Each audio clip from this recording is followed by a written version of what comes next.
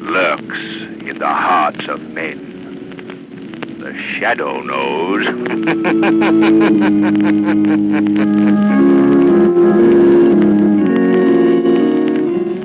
Your local blue coal dealer presents The Shadow. These half-hour dramatizations are designed to forcibly demonstrate to old and young alike that crime does not pay.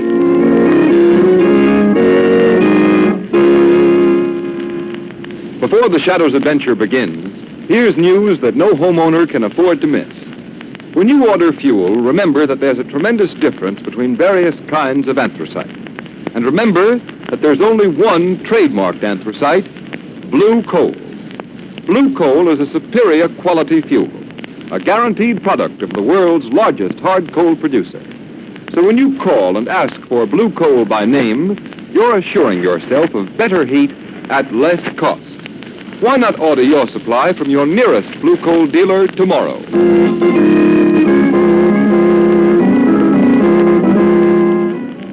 The Shadow, mysterious character who aids those in distress and helps the forces of law and order, is in reality Lamont Cranston, wealthy young man about town.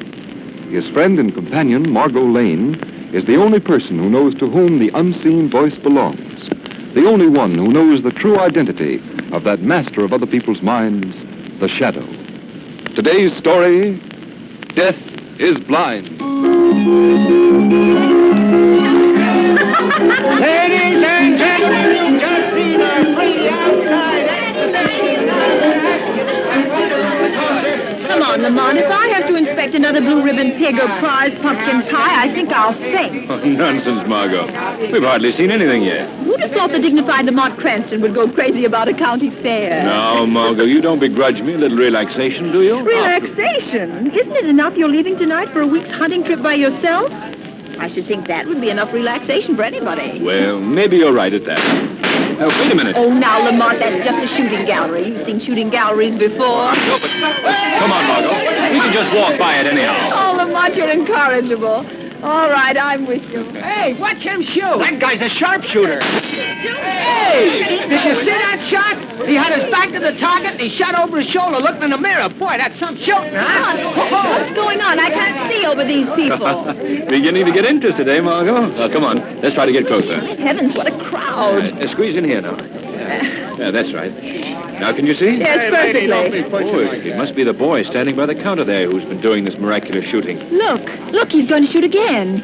The man behind the counter is handing him another gun. Hey, sir, wouldn't you like to try another shot? Oh, gee, I don't believe so. I'm sorry, but... Walter, do not go. Oh, Dr. Layden, I didn't know you were here. I've been in the crowd watching. I'm proud of you, Walter. What I've just seen you do is a credit to my teaching. Oh, thank you, Dr. Layden. Lamont, that old man with a hunchback, the one the boy calls Dr. Layden. Yes, what about it? Oh, I don't know. There's something I think it's his eyes. Well, you know who he is, don't you? Should I? Who is he? There's pictures in the papers occasionally. That's Dr. Franz Layden, head of the research laboratories of the Jordan Process Company.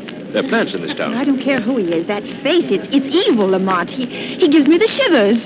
Let's go. No, quiet. I want to hear this. Yes, but Dr. Layden, I ought to go home. You see, my mother didn't... Not yet, Walter. Did I understand you to say, sir, that you're responsible for this boy's remarkable skill with a pistol? Yes, I think I can say I am in a way. He had the natural instincts himself, of course, but I helped him develop them. You see, Walter has not only the perfect eye, but the perfect ear. It is a rare gift. Ear? What's the ear got to do with marksmanship? I will demonstrate. Walter? No, please, Dr. Walter, Layden. you will do as I say. Yes, Dr. Layden. Now, I take this handkerchief, Look, so... Lamont, he's blindfolding the boy. Yeah, I wonder just what... Now, he is completely blindfolded. He can see nothing. Can you, Walter? No, Dr. Layden. The boy will now give you a demonstration of marksmanship that I venture you have never seen before, nor will see again. Give him the loaded pistol. Here, now, wait a minute. We have conducted this experiment safely many times before. Well, all right. Here's the gun. Take it, Walter. That's right. Now, this blindfolded boy, unable to see anything at all, will shoot once and hit the bull's eye of that target. George, hey, this ain't safe. I'm getting out of here. Calm yourselves, everybody. There is no danger. How's he going to know which direction to shoot in? That's where the ear comes in. You take this cane of mine, stand by the target, and when I give you the signal, strike the gong in the center of the target with the cane. The sound of the gong will give Walter his cue. His ear will give him the direction. and his shot will hit the bullseye. With me standing there, huh? Not on your life. The guy's good, but how do I know he's that good? You doubt my word? Well, mister, I don't say I doubt it, but if he's going to play William Tell, he can do it with somebody else. You are cowards, all cowards. I will strike the gong myself.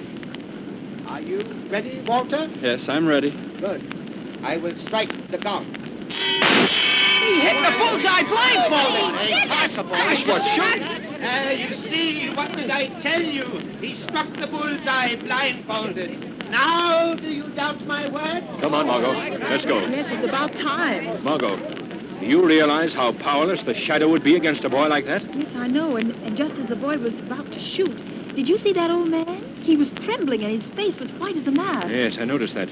Definitely not nice. I wonder what it means. I don't know. This way, Margot. Here's the car. Oh, now you're the one who's in a hurry. You've got plenty of time to get back to town and pack. The train doesn't leave till 9:30. I know. But I may have something else I want to do first. Something else? What? If I knew definitely, I'd tell you, Margot. Offhand, it looks as if the shadow... The shadow? Now, Lamont, when you agreed to take this hunting trip, it was to be an absolute rest. Now, you promised me you'd forget all about the shadow for a week at least. I know. And that's just what I intend to do. But before I go... Yes? Well, before I go, I think the shadow is going to imitate our young friend Walter back there and take a shot in the dark.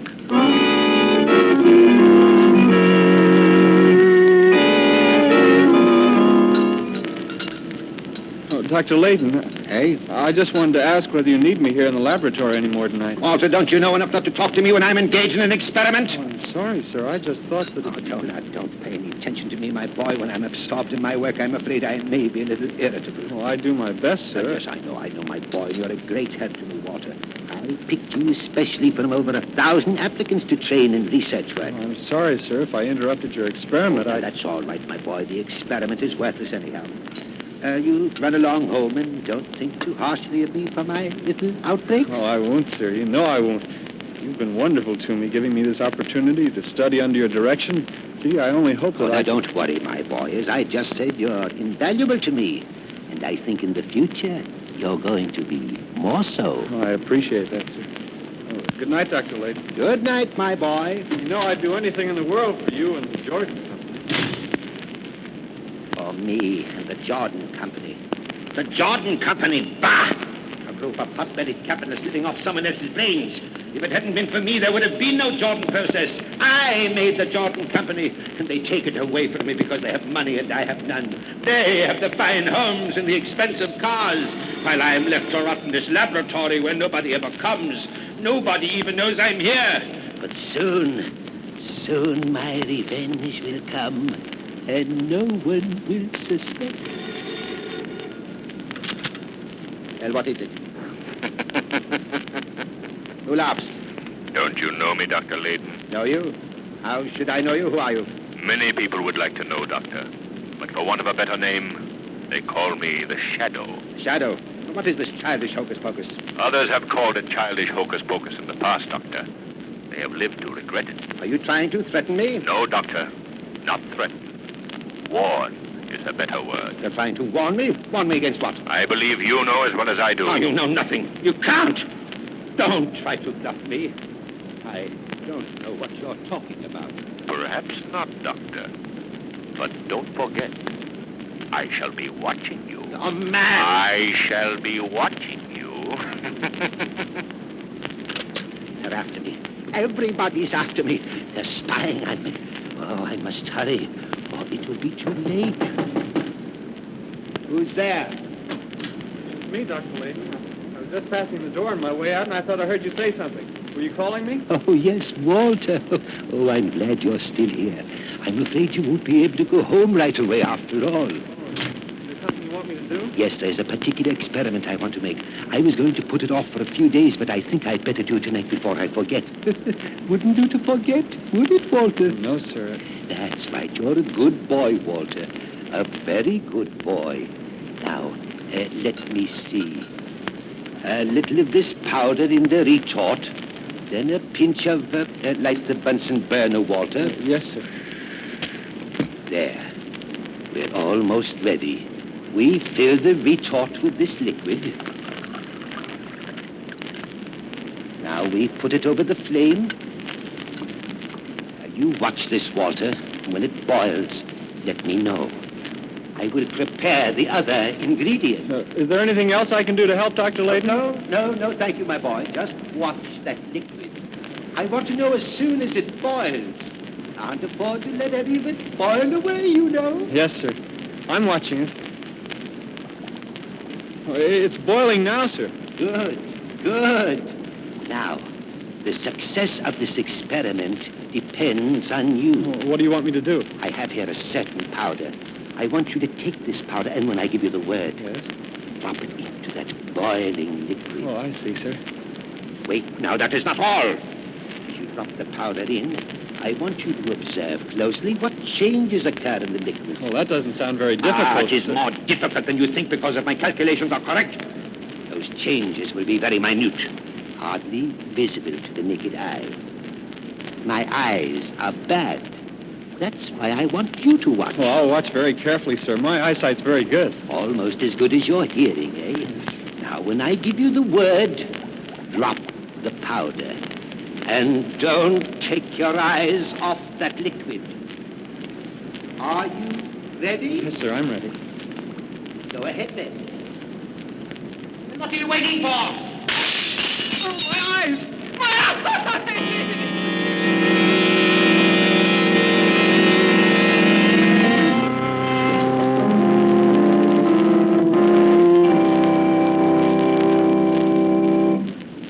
We continue with the second part of the Shadow's thrilling adventure in just a moment. Meantime, a question. Men, wouldn't you like to end those tiresome trips to the furnace for your wife or other members of the family?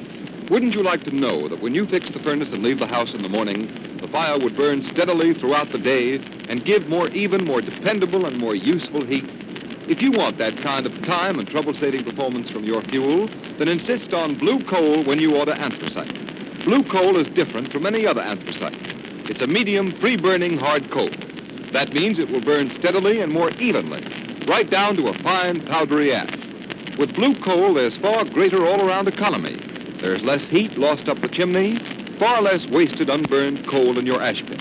And, too, you'll find that blue coal requires less furnace attention. It's carefully sized so that it banks better, burns better, and can be handled far more easily. Furnaces in this part of the country were especially designed to burn anthracite. So if you want America's finest anthracite, order blue coal. Then you'll be sure to get better heat at less cost. Call your blue coal dealer tomorrow. You'll find his name listed in the Where to Buy It section of your classified telephone directory under the words blue coal. Play safe. Don't take chances with ordinary anthracites. Save money with blue coal, the only trademarked anthracite. It's the solid fuel for solid comfort. Order your supply tomorrow.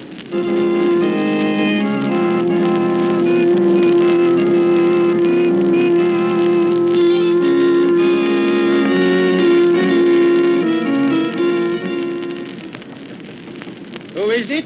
It's Gates, Dr. Layton. Can I come in? Oh, yes, Gates. Come in, come in. I'm sorry to bother you at home like this, Dr. Layton, but I wanted to see you about that unfortunate boy, Walter Dunn, who was injured in your laboratory several days ago. Well, what about him? Well, as personnel manager of the Jordan Company, I'm especially concerned about the boy. I understand at the hospital that the poor fellow will be totally blind for life. Too bad, but accidents will happen. We're paying all his hospital and doctor's bills, of course, and in addition, the directors had a meeting today, and they thought it was only right for the company to make some provision for the boy's future. And Mr. Gilmore, the president of the company, thought that perhaps you could suggest what's the best thing to do. Oh, Mr. Gilmore thought that, did he? Well, Mr. Gates, I'll tell you what I'd advise the company to do in the case of Walter Dunn. And what's that? Exactly nothing. But, Dr. Layton, surely you would... Suppose I were to tell you that Walter Dunn was a worthless, no-good scoundrel, that I caught him making tracings of various things I was working on here in the laboratory with the intention of selling them to our competitors. Well, you can't be serious. I never was more serious in my life. The boy spied on me. He spied on me, I tell you. Luckily, I discovered him before he could do any great damage. Well, of course, what you told me alters the situation considerably, Dr. Layton. Yes, I thought it might. Well, I hardly think it will be necessary for the company to take any further responsibility for Walter Dunn. I'm sorry to have to bring this up when the boy is in such trouble. But after all, my first loyalty is to the Jordan Company. Eh, Gates? The officers are such a splendid group of men.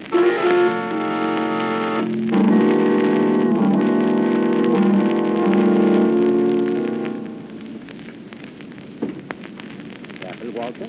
There's the curbstone. Thank you, Dr. Layton. Now that you're blind for life, Walter, you must try to readjust yourself. Blind. I'm blind. Yes, and I'm afraid it's going to be very difficult to get along with your mother to support. I know it. Of course, the company should have made some provision for your future. After all, if they hadn't supplied the laboratory with inferior chemicals, that explosion never would have happened. You told me all that before. I'm repeating it so you know that what you're going to do is best. What I'm going to do is best. Exactly. Remember, I went to Mr. Gilmore, the president, and to the directors myself and pleaded with them. But to no avail. They absolutely refused to help you. They refuse to help me. I'll show them. I'll show them. Don't get excited, Walter. Might spoil your day. Where are they? I'll show them. I wouldn't be surprised if we met Mr. Gilmore coming along here any minute now. He generally walks home from his club this way about this time, and is sleeping exactly. I'll show them. Ah, here comes someone now. Ah, it is Mr. Gilmore, Walter, the man who wouldn't help you. Now, I'll just slip behind this tree, and don't forget to put the gun in his hand. Afterwards... I won't forget. Good. Good. Pardon me. Yes, young man? Could you please tell me the time? I'm blind, you see, and... Why, of course. Say, aren't you Walter...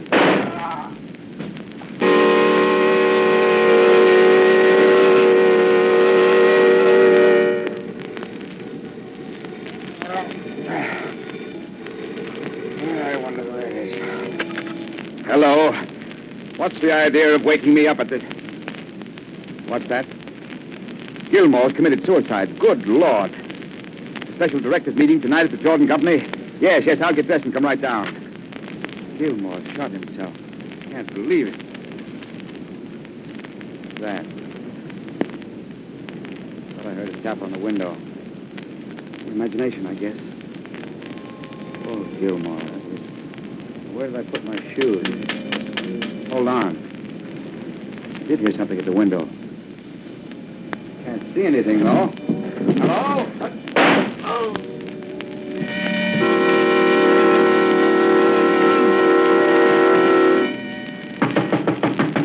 I'm coming.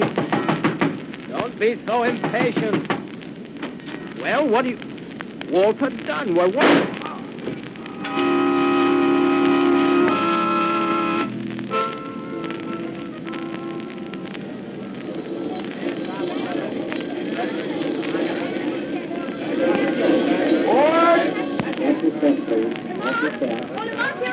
Margot! Well, am I glad to see you. Here, Porter, take these. Oh, dear, I feel as if you've been away a year instead of just a week. Well, I feel that way myself. Well, anything out of the ordinary been Oh, happening? nothing much except a rather strange epidemic of suicide. Seems as if the directors of a company all got tired of life at the same time. Epidemic of suicides? It's not by any chance the Jordan Process Company. Why, yes. How did you know it was the Jordan Company? Now, wait a minute. Jordan, what do I associate that name with? A county fair, an old hunchback with a face you didn't like, the boy sharpshooter. Of course. Why am I so stupid? But tell me, what do you know about these suicides, Margot? Was there any significant fact connected with all of them? Well, I don't think so. Oh, wait a minute. I did notice something that made me fool. Each suicide shot himself through the mouth. Margot, a week ago, the Shadow warned a certain man on the telephone. I see now that one warning was not enough. Your suicides were not suicides. What do you mean, Lamont? I mean this, Margot. When a man is going to shoot himself, he doesn't do it through the mouth. There's something about looking into the black muzzle of a gun that seems to deter even an unbalanced mind. One of these men might have done it that way, certainly not all. No, Margot, they didn't commit suicide. They were murdered.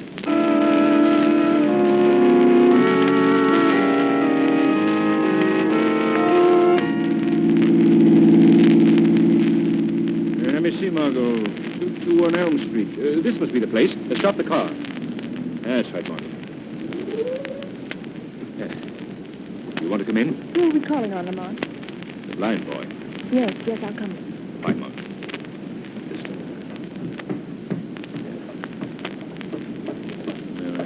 I guess this thing's the bell. What do you want? Does Walter Dunn live here? I'm his mother, but he ain't in. You don't know where I could find him? No, I don't. He's probably off somewhere with that Layden man. Do you mean Dr. Layden? That's the one. Ever since he got hurt, well, Walter's always with him. It seems like he... Who are you, from the company? No, I'm a newspaper man from the city. Well, I can't tell you anything. Come on, Margot. That's all here. Oh, poor thing. She'd been crying, Lamont. Her eyes were all red and swollen. Yes. He's probably suffering as much as Walter. Margot, do you remember that afternoon at the fair, what you said about Dr. Layden? I said he had an evil face. Lots of people have evil faces. I mean, some awfully nice people sometimes. Dr. Layden is not a nice person, Margot. I knew that when I first saw him. He has the face of a man suffering from an inner torture. A torture so all-consuming that when he's not on guard, it shows through his eyes. Torture and hate. Lamont, you mean you think that Walter Dunn is under the influence of Dr. Layden? Why, that's fantastic. You've no evidence. Haven't I? Don't forget, Margot, these murdered men were all shot in the mouth. Well? If you were blind and had to rely on sound to guide you to the target, and a man spoke to you, you would shoot him in the mouth. What are you going to do? I'm going to pay a little call on the eminent Dr. Layden as the shadow. Lamont, you can't call on Dr. Layden. If Walter is with him, your invisibility won't help you. Why, the minute you speak, Walter can kill you as he's killed the others. I fully realize that possibility, Margot. The shadow must take that chance.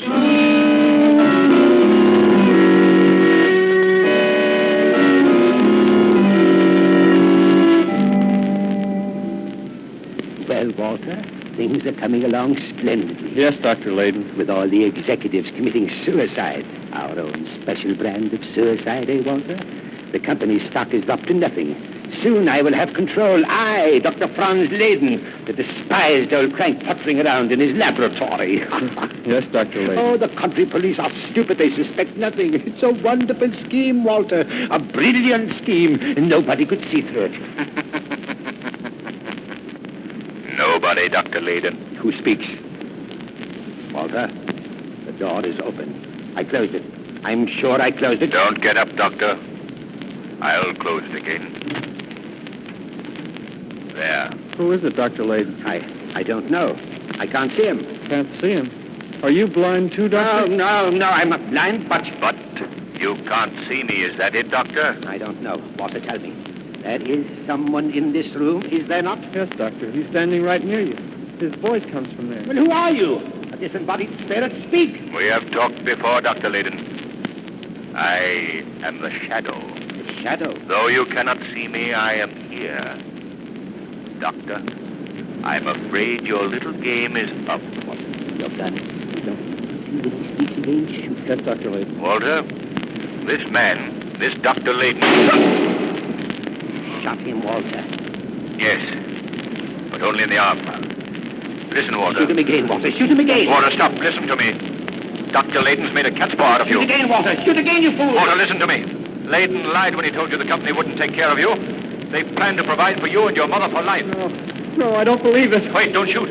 I'm telling you the truth. Dr. Layden has tricked you from the beginning, has deliberately plotted that you commit the crimes he hadn't the nerve to carry out himself. He's lying. Shoot, Walter. Shoot. Walter, listen. Would a chemist as brilliant as Dr. Layden have an accidental laboratory explosion? You mean that he... Shoot, Walter, you fool. Walter, you've got to believe me. He deliberately blinded you. You deliberately blinded me. No, Walter. My word of honor. Walter. No. Look, I've been so foolish. I believed him and trusted him. I shot you. I'm not badly hurt, Walter. You'd better put that gun down now. What are you going to do? I'm afraid I'll have to send for the police. Oh, the police. No, I know the best way.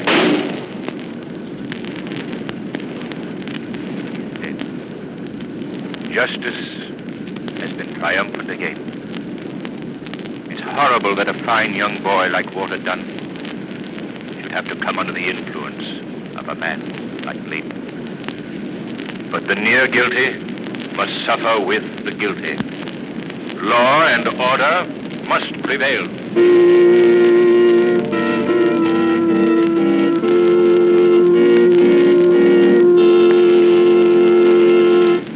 In just a moment, you will hear a preview of next week's exciting Shadow adventure.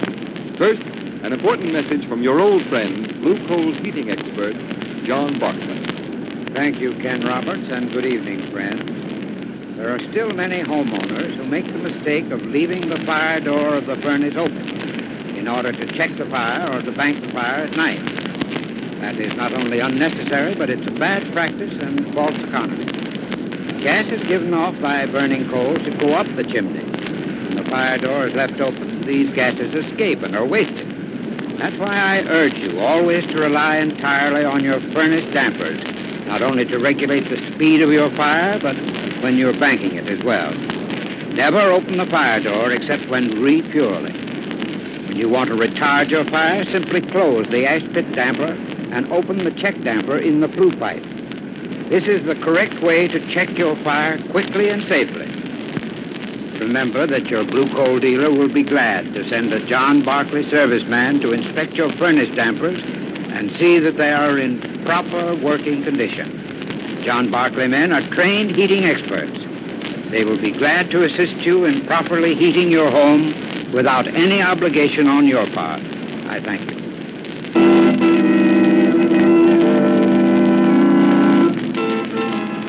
Next week's Shadow story is one of the most unusual Blue Coal has ever presented. We now give you a scene from this startling dramatization. Dr. Mahler, the mobs. Look, Mrs. Cullen's not dead. Not dead. Margot's right, miss. She's not dead. Listen to her. Look at her. Her lips, her cheeks. Her skin was yellow, and now look. The color's coming back into it. Her eyes, they're opening. She seems to be growing younger. Younger. Dr. Mahler, I feel better. Dr. Mahler. Dr. Mahler. Dr. Mahler, look at her. She's sitting up in bed. She's alive, healthy. The mobs. It is a miracle. Dr. Mahler, I feel as if I am. I'm younger. Look at my arms. They're warm and alive. My cheeks, I feel them round and full, like they were years ago. Oh, you've made me young, Dr. Mahler. Young!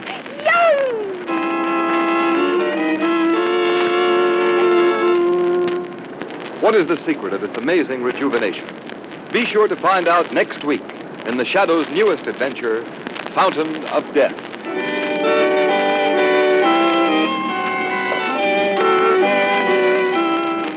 Today's program has been a dramatized version of one of the many copyrighted stories which appear in the Shadow magazine, now on sale at your local newsstands. All the characters and all the places named are fictitious. Any similarity to persons living or dead is purely coincidental.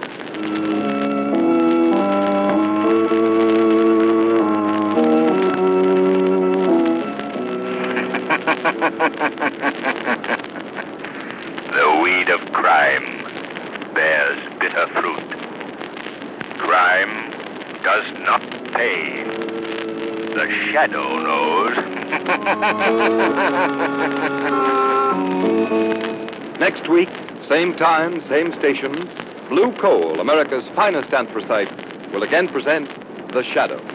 Be sure to listen, and be sure to burn Blue Coal, the solid fuel for solid comfort.